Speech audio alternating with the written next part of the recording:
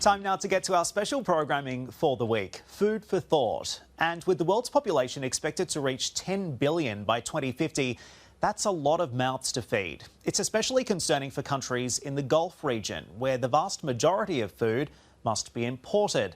But as I found out, one company is trying to change that. This desert startup could be the future of food.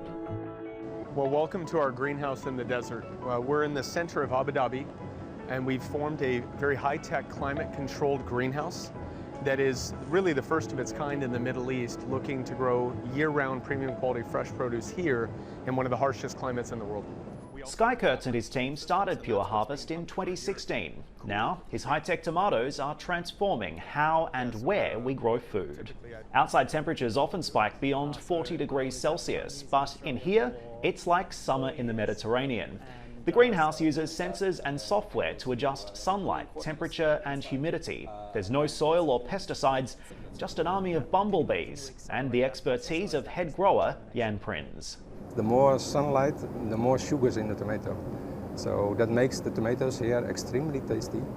These high-quality, sustainably produced tomatoes are the first of their kind in the Middle East, and most importantly, they can be produced all year round, and that's opening up a big market opportunity.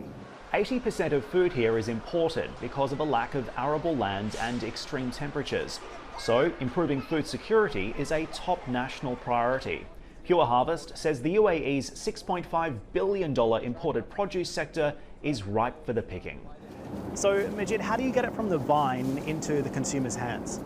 So essentially we harvest actually every single day almost, and it goes into a pack house and then we put it into a package. Pure Harvest says its greenhouse has 10 to 14 times the yield per metre of a conventional farm, but uses a fraction of the water.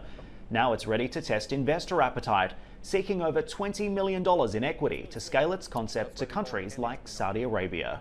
What we have achieved right now in terms of production per square meter, or the yield per square meter, can be replicated on a much larger scale, and then we can produce a lot more, right? And then we can also do that more cost effectively. So in any case, the main driver is having a larger footprint and a stepwise production capacity. We are mimicking a Mediterranean climate here in the heart of the Abu Dhabi desert that hits 53 degrees Celsius. So the reason I mention that is in that climate corridor we can grow just about anything. Tomatoes, capsicum, cucumber, strawberry, aubergine, lettuce, microgreens, herbs, just about anything. Controlled environment agriculture is showing great promise in the Middle East, creating jobs, diversifying economies, and ultimately helping the region to grow more with less. Analysts say access to nutritious food will be a defining issue for the 21st century, and Pure Harvest believes that theme is a big investment opportunity. When you look at the numbers here, agri-tech startups saw a record year of financing last year, with data from AgFunder showing that deals completed rose by 43% year on year to almost $17 billion. And when you break that down by region, take a look at this. The US, China, and India accounted for about 80% of global agri-tech funding.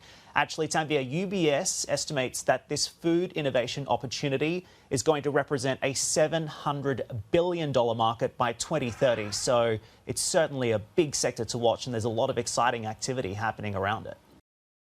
Hey everybody, it's Hadley Gamble from our new CNBC Middle East Bureau in Abu Dhabi. Thanks for stopping by. Now to watch more, you can try one of the videos that just popped up on your screen. And don't forget to subscribe.